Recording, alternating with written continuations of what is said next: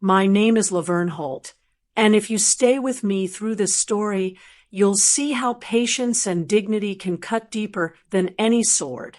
But before I tell you how I turned the tables, I need to take you back to the day my own daughter allowed me to be humiliated in front of strangers who thought they were above me.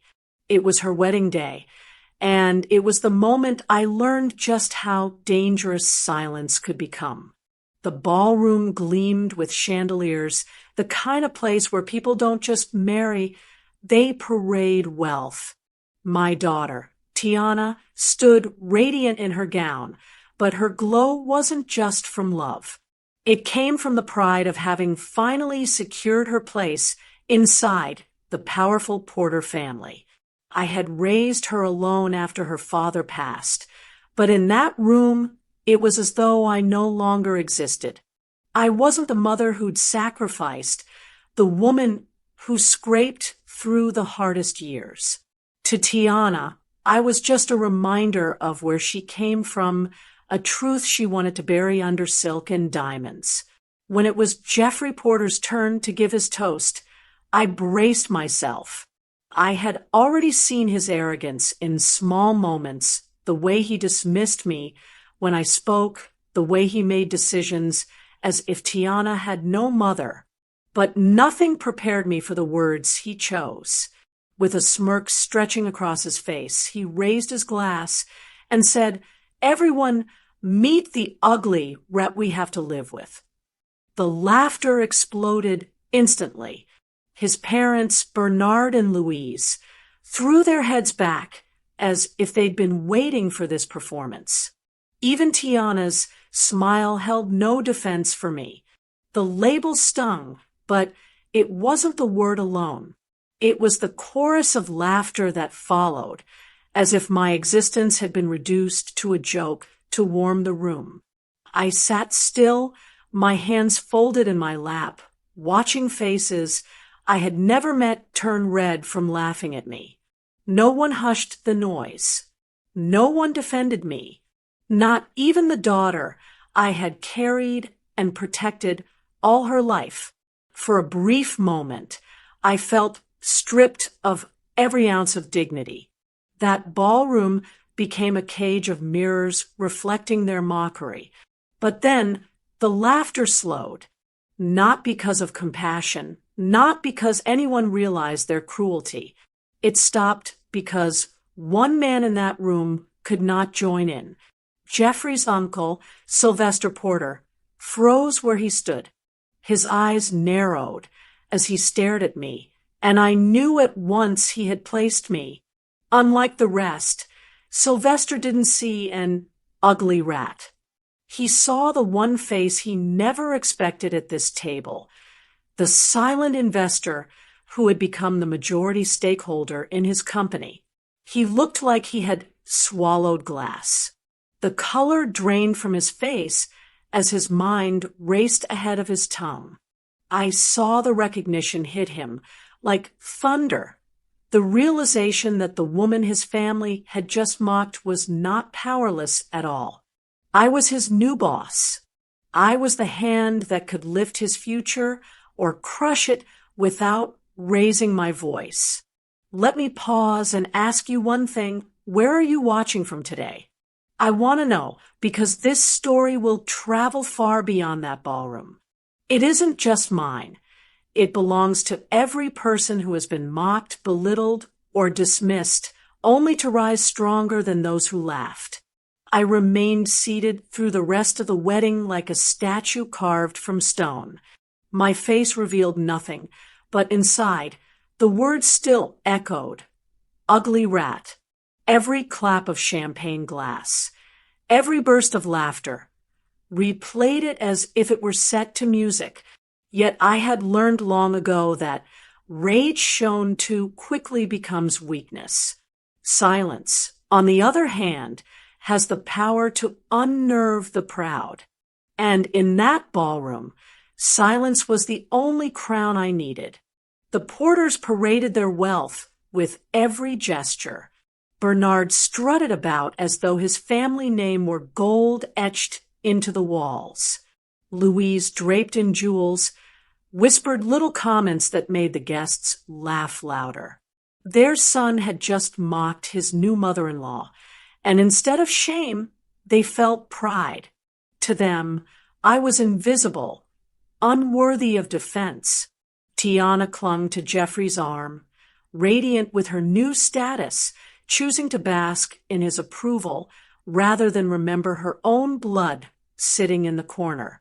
I understood then that I had not just lost her loyalty, I had been traded for their acceptance.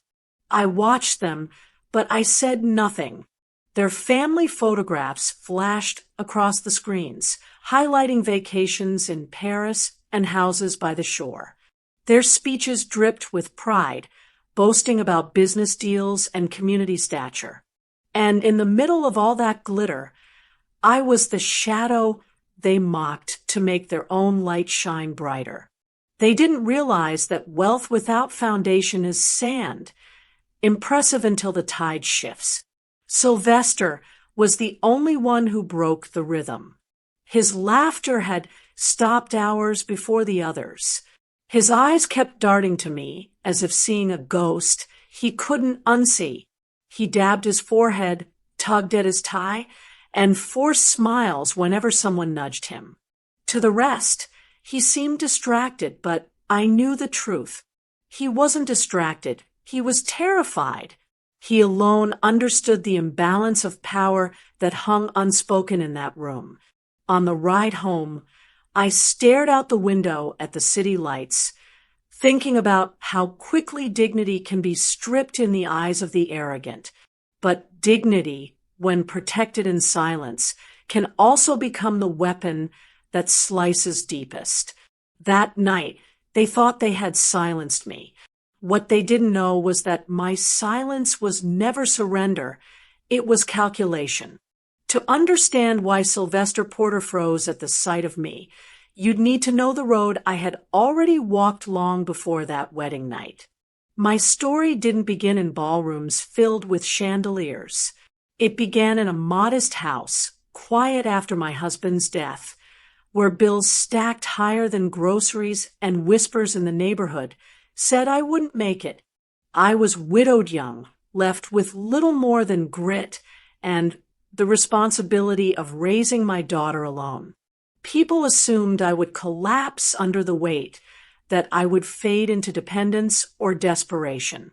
But those whispers only hardened me. I learned quickly that silence and observation were weapons.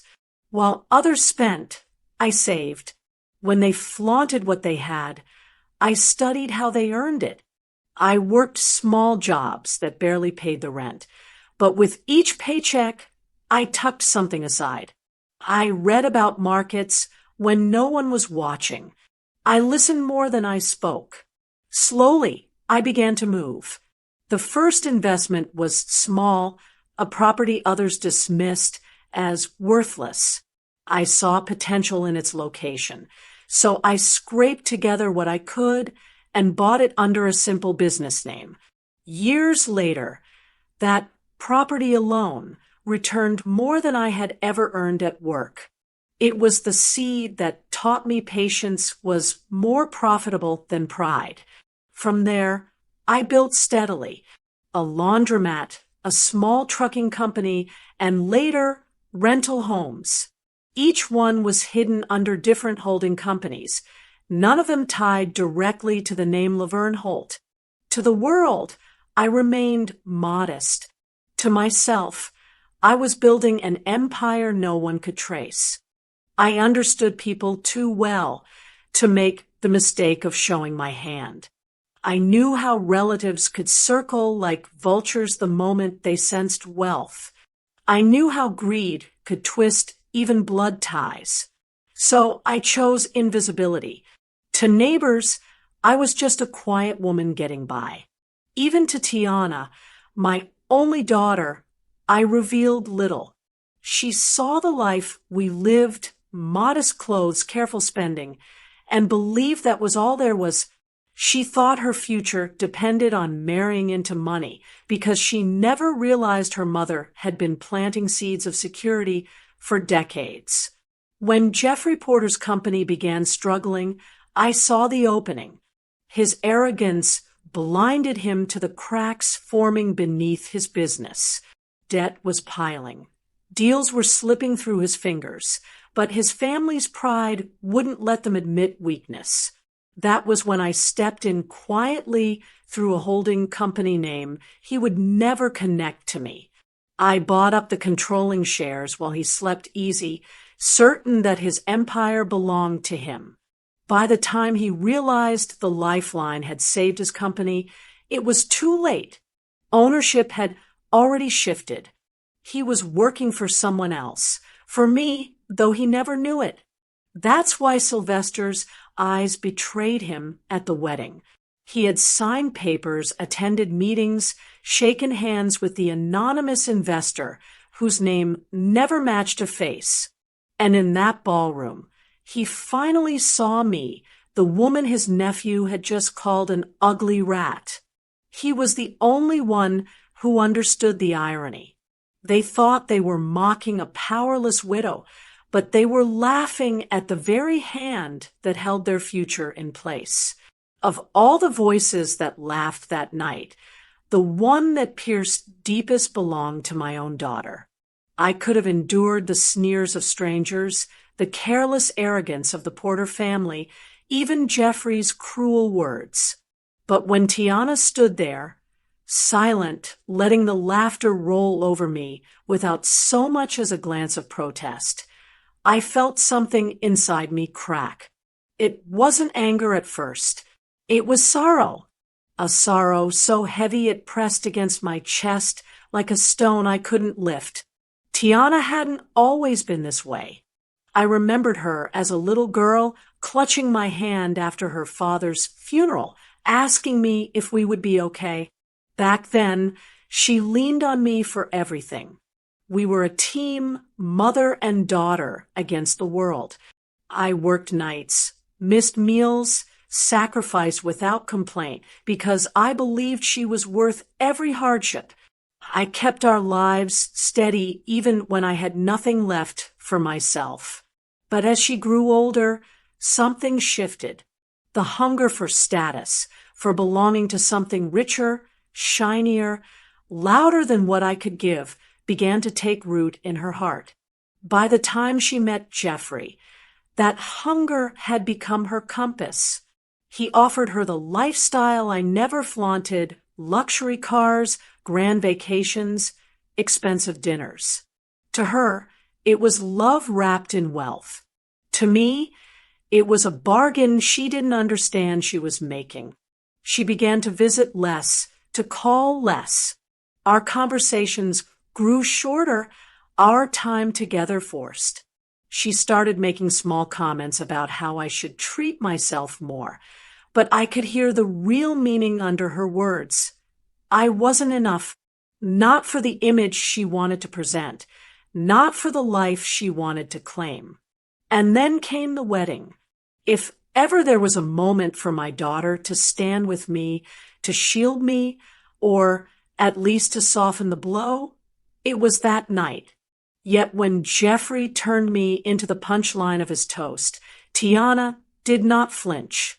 She didn't defend me, didn't protest, didn't even try to laugh it off with unease. Instead, she smiled as though agreeing that I was exactly what he said, the ugly rat. That smile was the moment I knew her betrayal was complete. I sat there, remembering the nights I stayed awake sewing her dresses, so she wouldn't feel out of place among girls who had more. I remembered the afternoons I skipped meals so she could eat a little extra, the way I endured gossip in silence, so she wouldn't feel the sting of being judged for her mother's struggles. None of it mattered to her in that ballroom. She had chosen her husband's pride and her in-laws' approval over the woman who had given her everything.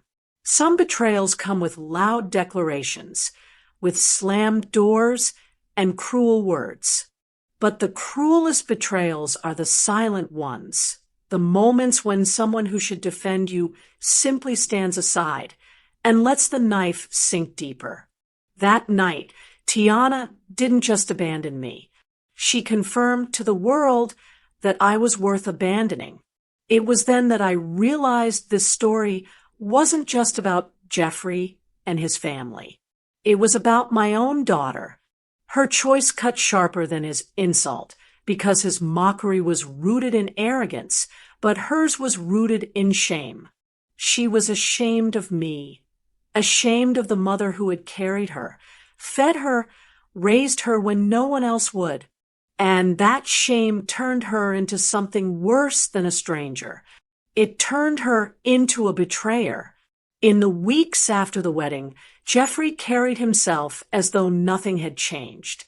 He strutted through life the way a man does when he believes he owns the ground he walks on.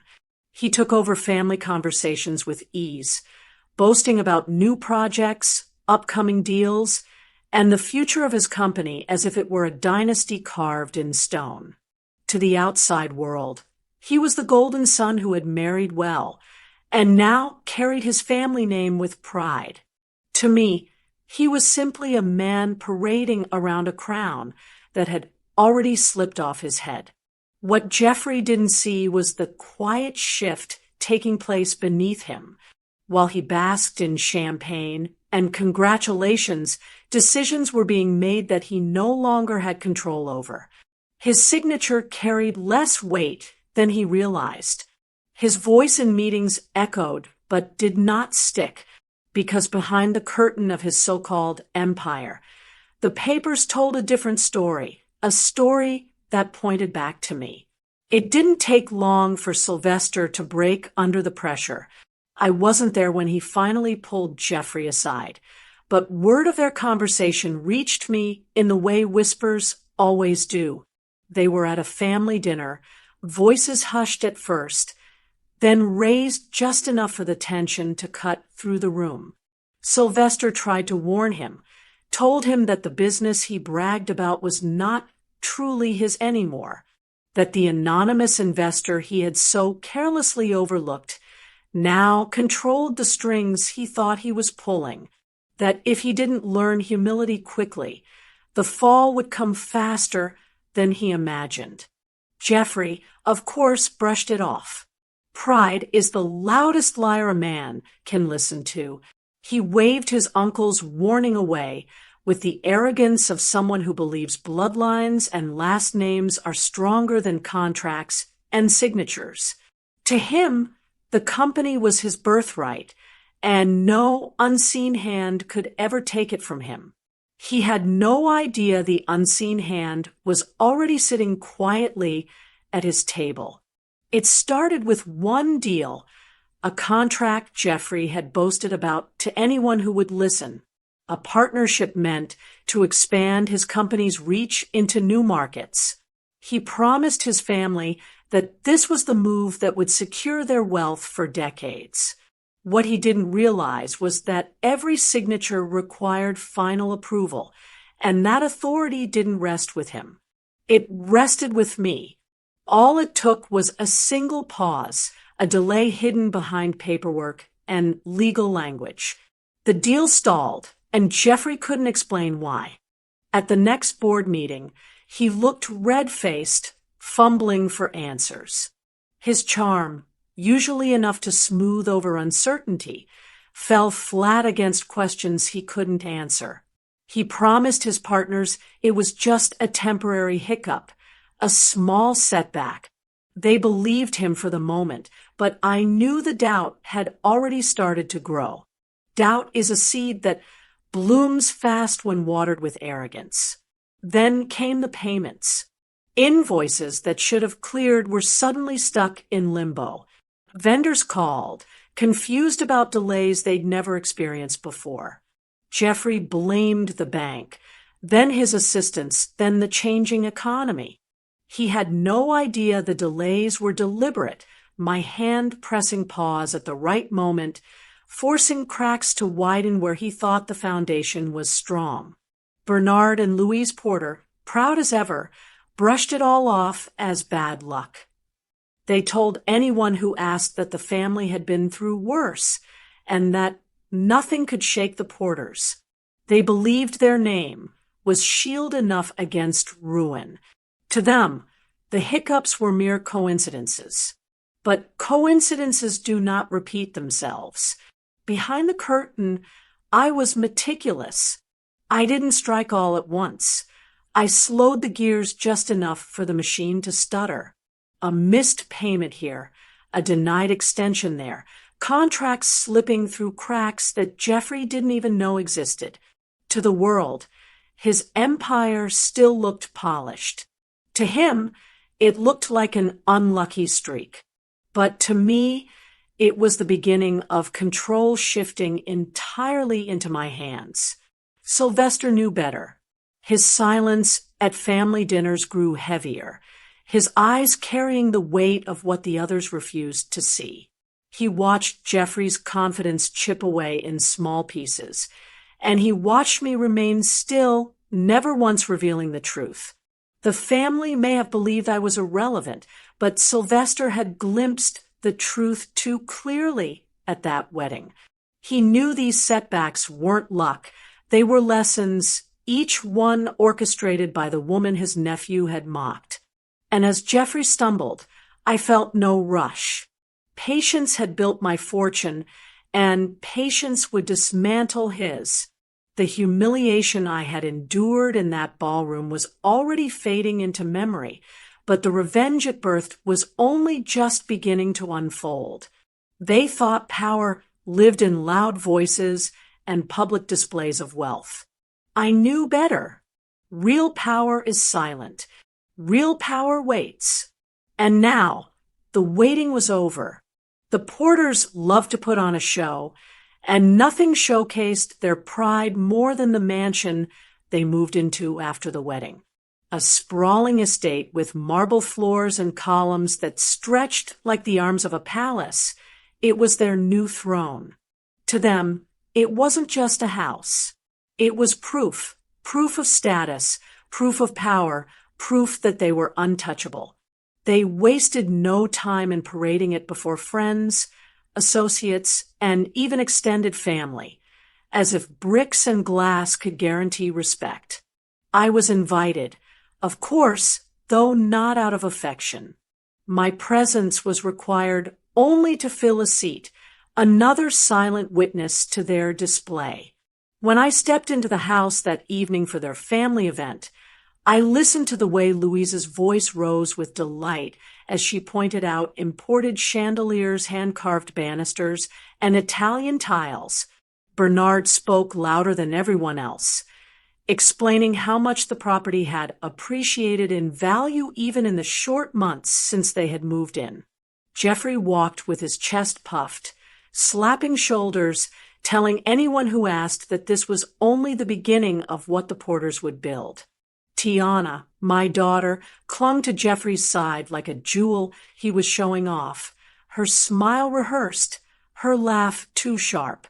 She had slipped perfectly into their script, playing the role of a Porter wife, far removed from the modest home she once shared with me. She didn't look my way much, and when she did, it was fleeting, almost as if she didn't want her guests to remember that the woman in the corner was her mother. But while they admired ceilings and boasted about equity, my attention was fixed elsewhere. You see, long before this gathering, I had already set my own plans in motion. Through a series of quiet transactions, buried in paperwork no one cared to read, I had negotiated the purchase of that very property. Not the furniture or the decorations, the land, the walls, the deed itself.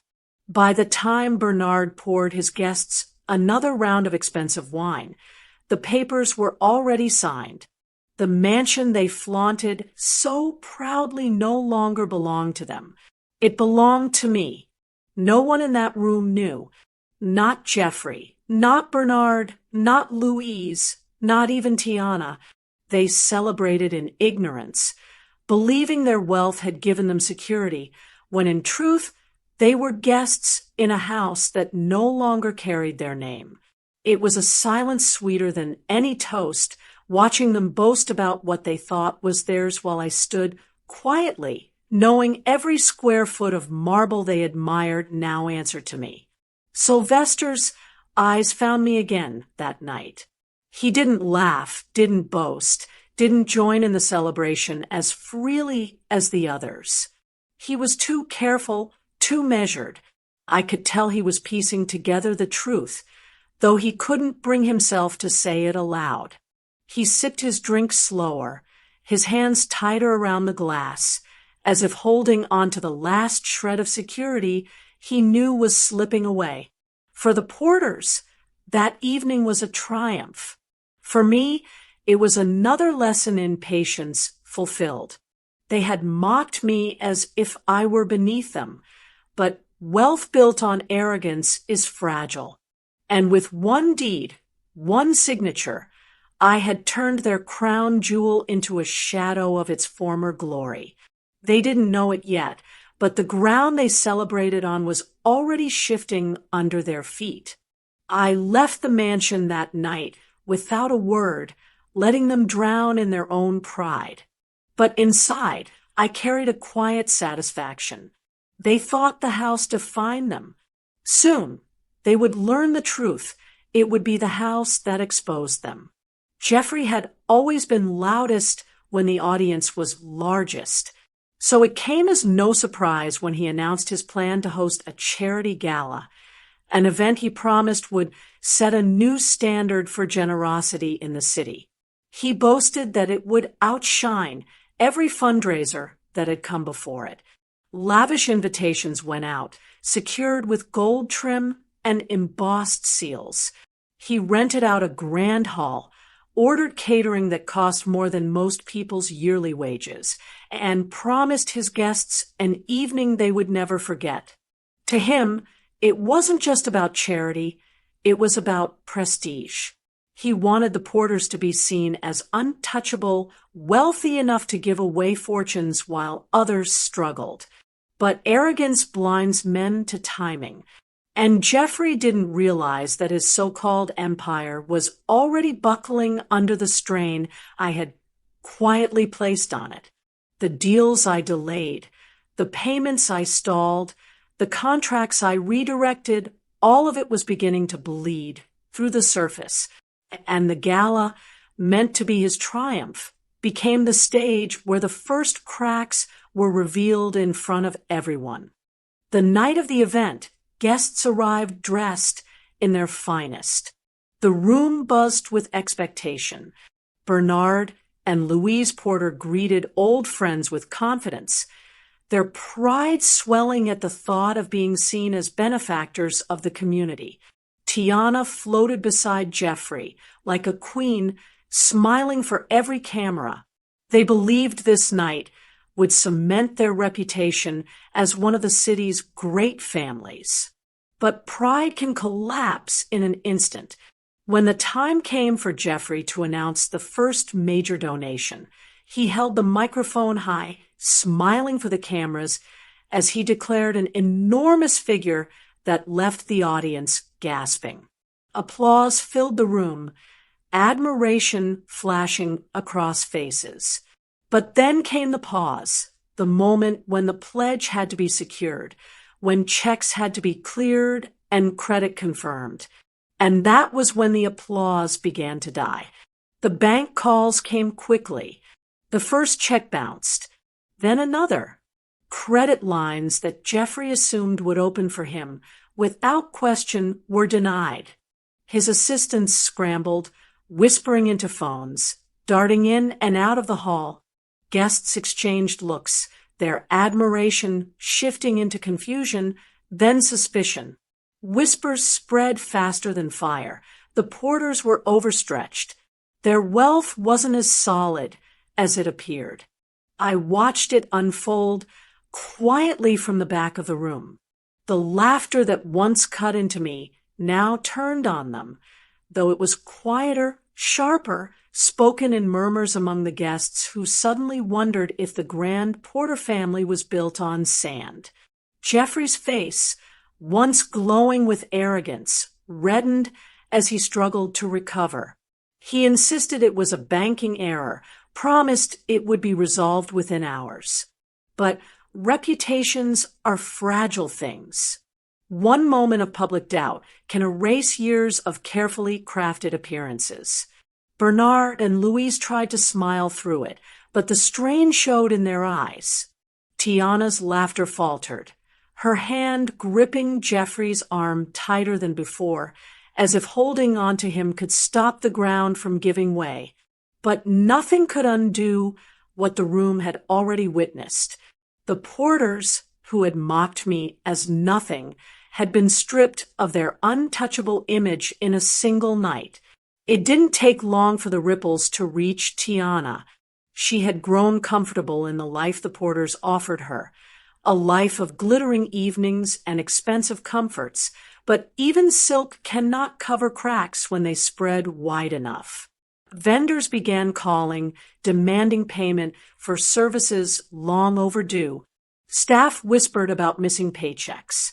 Jeffrey's temper, once hidden behind charm, started erupting without warning, and the house that had once felt like a palace to her began to feel like a storm with no safe corners. I could see it in her face the next time she came to visit me. There was worry in her eyes, lines forming where laughter had once lived. She sat down across from me, her composure slipping just enough for me to recognize my daughter again, the one who had leaned on me once before wealth became her compass. She didn't waste much time before asking the questions. Why were payments delayed? Why were contracts slipping away? Why did her husband seem less in control with each passing week? I listened quietly, folding my hands, letting her pour out her unease. When she finished, I chose my words carefully. Tiana, I said, life has a way of testing what we think is secure. Sometimes what looks strong on the outside is already fragile within. I didn't admit anything, not directly. I didn't tell her about the strings I was pulling or the ground I was shifting beneath her husband's feet. That was not the lesson she needed. What she needed was to be reminded of something she had forgotten long before the wedding. Loyalty, I continued, is the measure of a person's worth. When you stand with those who mock, you mock yourself. When you betray those who raised you, you lose more than dignity. You lose the anchor that steadies you when the storms come. Her eyes flickered, perhaps with guilt, perhaps with anger. She tried to defend herself, speaking of love, of marriage, of standing by her husband. But I reminded her gently, a husband may change, wealth may vanish, but blood is permanent, and the price of betraying blood is heavier than you realize. She shifted in her seat, restless, caught between the pride of being Jeffrey's wife and the unease of being my daughter. I did not press further. The silence between us was enough. She knew I was speaking of the wedding without naming it, of that moment when she smiled instead of standing by me. And in that silence, I watched her wrestle with the truth she wanted to avoid, that her choice had consequences, and those consequences were now circling her life like vultures. When she left my home that day, she was no longer the radiant bride I had seen at the wedding. She carried herself with hesitation, her confidence dimmed. I knew she would return with more questions, more worries, as the cracks widened around her. But I would not hand her answers. Not yet. The lesson had to unfold piece by piece, the same way betrayal unfolds, slowly cutting deeper each time. For the first time since she chose Jeffrey over me, I saw doubt in her eyes. And doubt is where awakening begins. She had mocked me once by standing silent. Now she was beginning to see that silence had a power she had underestimated. Mine. It was only a matter of time before Sylvester's silence broke. The breaking point came one evening at a Porter family dinner. They had gathered in their mansion, seated around a table meant to symbolize strength, yet every seat carried tension.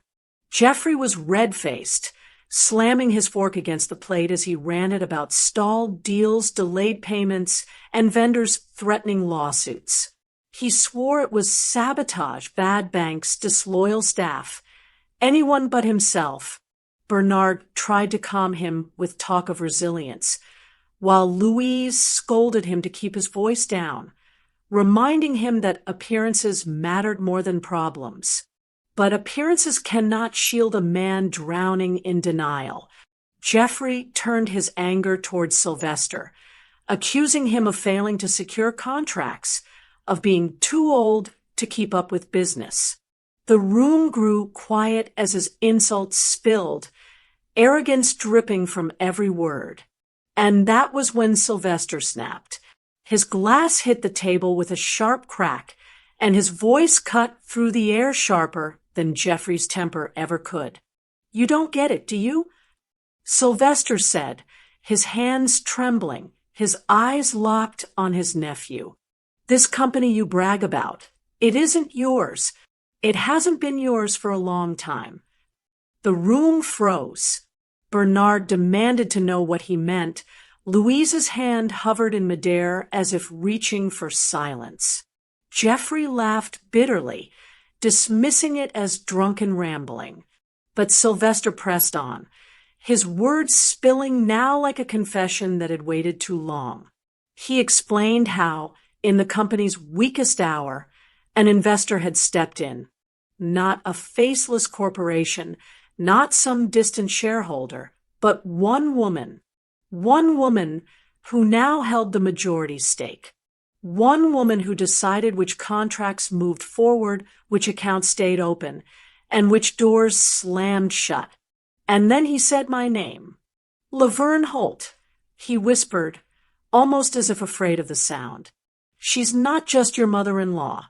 She's your boss." Chaos erupted. Jeffrey stood so fast his chair toppled over, shouting that it was impossible, that Sylvester was lying to humiliate him. Bernard demanded proof, his voice cracking under pressure. Louise shook her head, as though denial could undo signed contracts and sealed deeds. But their panic betrayed them. They knew Sylvester had no reason to invent such a claim. His fear had been real for months, and now it poured out in front of them all. Jeffrey's arrogance faltered in that moment. His face, once painted with pride, twisted into disbelief. He had built his identity on the illusion of control, and now that illusion shattered with a single confession. He realized his empire had never truly been his. It was borrowed, sustained by the very woman he had mocked before the world. His silence at the table was louder than any insult he had ever thrown at me. I wasn't there to witness the eruption firsthand, but the details reached me quickly, carried by whispers and uneasy faces. The Porters had laughed at me once. Now, they were choking on my name. It was Tiana who came to me next, not Jeffrey, not Bernard, not Louise. The men were too proud, the matriarch too bitter.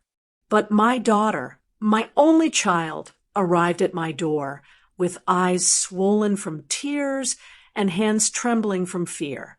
The weight of their collapse had finally pressed on her shoulders, and for the first time since her wedding, she no longer looked like the glittering bride who had chosen wealth over blood. She looked like the little girl I once carried, but her desperation was not enough to erase the sting of betrayal. "Mom," she began, her voice breaking, "please, you don't have to do this. You've made your point. Jeffrey is suffering. My in-laws are broken. Everyone sees the power you hold. Isn't that enough? I let her speak, let her plead, let her pour out every excuse her heart could muster. She begged for Jeffrey, claiming he had made mistakes but didn't deserve ruin. She begged for Bernard and Louise, insisting they were too old to lose everything. And finally, she begged for herself, her voice cracking as she admitted that the life she had chosen was slipping away faster than she could grasp it. But I did not bend. I had spent years living in silence while she drifted further from me, trading loyalty for luxury. She had watched as Jeffrey mocked me, smiled as his family laughed, and chose their approval over her mother's dignity. Her betrayal had cut deeper than any insult they could have thrown. Now, when the storm was at its peak, she came back to the very woman she had cast aside, asking for mercy. "Tiana," I said, my words measured. "I cannot undo what has been set in motion." The Porters built their empire on arrogance, and arrogance always collapses. What you call suffering is not my doing, it is the harvest of seeds they planted long ago. Her tears flowed faster. "But you're the one with the power to stop it," she cried. I admitted, "but I will not." Mercy without humility is wasted. What they mocked as weakness was my strength. What they called nothing was my foundation. You chose to stand with them, Tiana. Now you must choose again. She looked at me, confused. I leaned forward and made it plain. You can return to me as a daughter, with humility, ready to rebuild trust and loyalty. Or you can sink with them, bound to their pride until it drowns you too. The choice is yours. The silence that followed was heavier than any words. She sat there, torn between love and shame, between the man she had married and the mother she had betrayed. I offered no comfort, no hand to ease her decision. This was her moment to face the weight of betrayal, to see clearly that loyalty is not just about blood, but about honor. When she left that day, I did not know which path she would choose. Her footsteps on my porch carried both hesitation and sorrow. But one thing was certain, she could no longer ignore the truth. The Porters' empire was crumbling, and her place within it was sinking fast. For me, it was not vengeance against my daughter that mattered. It was the lesson. Dignity, once discarded, cannot be taken back without cost. If she wanted to return to me, it would not be as the proud bride of Jeffrey Porter. It would be as my daughter, humbled, stripped of illusions, ready to understand the price of betrayal. The anniversary dinner was meant to be a celebration, a desperate attempt by the Porters to remind themselves, and everyone watching, that they were still powerful, still relevant. Invitations went out to old friends, business associates, and extended family. The dining room sparkled with polished silver and crystal, but beneath the glitter lay tension as sharp as glass. They were clinging to an image that no longer existed, and I knew it was time to strip away the mask once and for all. I arrived quietly, dressed in the same simple style that had always made me invisible to them. Louise Porter's eyes narrowed the moment I stepped in, as if my presence alone threatened the illusion she worked so hard to maintain. Bernard forced a smile, brittle and strained, while Jeffrey avoided looking at me altogether. Only Sylvester shifted uncomfortably, his gaze darting between me and the floor, knowing what was about to come. The evening began with speeches, Bernard praising the Porter legacy, Louise boasting of family resilience, Jeffrey speaking as though nothing had changed. Their words rang hollow, but the guests applauded politely, unwilling to question the facade. I sat silently until the moment was right. And when the last toast ended, I rose from my seat. "My turn," I said simply, and the room quieted. I looked at each of them in turn, Bernard with his false pride, Louise with her forced grace, Geoffrey with his arrogance cracking at the edges. Then I let the truth out. This company you boast about, the wealth you claim, the very roof under which you sit tonight, they are not yours. They are mine. Every deal, every decision, every key to your future rests in my hands. Gasps rippled through the room. Bernard barked in protest. Louise shook her head in denial. Geoffrey muttered angrily about lies. But the weight of my words silenced them quickly, because those gathered had already seen the cracks, the failed gala, the repossessions, the whispers of unpaid debts. Now, the pieces fell into place. I leaned forward, my voice steady. "You remember the wedding, don't you? When Geoffrey introduced me to you all as the ugly wreck you had to live with. You laughed. Every one of you laughed. But let me remind you now, the ugly wreck you mocked owns everything you brag about. Your company, your home, your future. Every last piece of it rests with me." The silence that followed was thunderous. No one laughed this time. Guests shifted uncomfortably, some whispering, others watching in wide-eyed disbelief. Geoffrey's face burned crimson, his bravado collapsing under the weight of exposure. Bernard sat rigid, his hands gripping the table as though holding onto the last scrap of authority he no longer possessed. Louise's mouth quivered, her carefully constructed poise unraveling before her guests. And then I did what they had never expected. I sat back down, calm, collected, as though I had merely stated a fact, because that was all it was. The truth. The kind of truth no denial, no insult, no arrogance could erase. The dinner carried on in awkward silence, forks clinking against plates no one touched. The porters had been unmasked, not by rumor or gossip, but by the very woman they had scorned.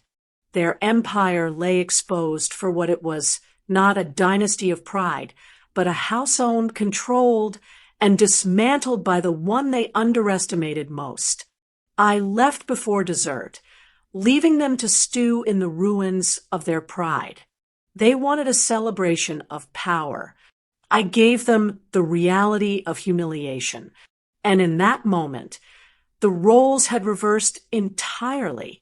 The rat they once laughed at had become the one holding their leash. The days that followed the anniversary dinner were the unraveling of the porters. Humiliation has a way of eating faster than debt. And once the truth had been laid bare in front of their own circle, there was no covering it back up. The family that once laughed the loudest now moved through the city in silence, avoiding the eyes of those who once bowed to them. Their name, once spoken with respect, became a quiet cautionary tale of arrogance undone. Geoffrey spiraled first. Stripped of his illusion of control, he grew reckless. I heard of shouting matches behind closed doors, of calls to lawyers that went unanswered, of desperate pleas to banks that no longer trusted his word. He drank more, slept less, and carried himself like a man cornered by shadows. His arrogance had always been his shield, but now that shield lay shattered at his feet. What remained was rage, wild, aimless rage that could no longer protect him from the truth. Bernard and Louise fared no better. Their status had been their lifeline, the foundation of every social circle they cherished. But status evaporates quickly when wealth is revealed as borrowed pride. Invitations dried up. Friends turned away. The people who once filled their home with flattery now avoided their calls. Bernard, who once spoke as though every word carried authority, sat in silence at gatherings he could no longer command. Louise, who had perfected the art of laughter at others' expense, now walked with her head lowered, her smile gone. Their humiliation was not loud, but it was permanent. Sylvester bowed his head in shame. He had known the truth before the others, and yet he had let the cruelty of that wedding go unchecked. His silence had cost him his peace, and though he had confessed at last, it was too late to save the family's reputation. He carried guilt like a cloak, avoiding me when we crossed paths, unable to meet the eyes of the woman who had shown more strength in silence than he ever had in words. And then there was Tiana, my daughter. She sat in the wreckage of her choices, forced to confront what she had lost. She had betrayed me for a life she thought would raise her above her beginnings, only to watch that life collapse beneath her. The house she flaunted was gone. The wealth she leaned on vanished. The husband she chose unraveling before her eyes. And yet the most painful truth for her was this: she had no place to run. She had traded her loyalty for their approval, and when their approval crumbled, she was left with nothing. I did not gloat. I did not remind them of their laughter or replay their insults. I did not need to. Their collapse was louder than any words I could have spoken. They had mocked me as powerless, but power had shifted, and now they lived under the weight of their own arrogance. Every choice they had made, every insult they had hurled, every betrayal they had embraced, had led them here. I think back to the night of Tiana's wedding, when Jeffrey raised his glass and turned me into the punchline of a cruel joke. They all laughed as though my presence was an embarrassment, as though my existence was small enough to be mocked. In that moment, I felt the sting of humiliation sharper than any I had endured before. But I also knew something none of them could have imagined. The power to decide their future rested in my hands. It wasn't about money alone. Wealth without wisdom is fleeting. What gave me strength was the knowledge that they underestimated me. They believed silence meant defeat. They believed modesty meant powerlessness. And they were wrong. That mistake, their laughter, their arrogance, their mockery, became the very tool I used to unravel them. I did not need to scream for justice. The law did that for me. I did not need to chase validation. Their downfall gave me that in silence. And I did not need to beg for respect. Respect was carved into every contract I controlled, every deed I signed, every collapse they suffered while I remained standing. My daughter's betrayal was the deepest wound, but even that became part of the lesson. Loyalty cannot be bought with wealth or status. It is tested in the moments when the world turns cruel. She failed that test once, but life has a way of humbling us all. Whether she returns to me or not, she now knows that dignity is a foundation no betrayal can wash away. And so I leave you with this. Do not waste your energy proving yourself to those who laugh at you. Let them laugh. Let them mock. Let them underestimate. Because when the time comes, their own arrogance will hand you the blade. All you must do is be patient enough to wield it. Everyone, meet the ugly rat we have to live with. My daughter's new husband introduced me to his rich family. They all laughed until his uncle saw my face. Wait, aren't you my new boss? That was the day I stopped being their joke and became their reckoning.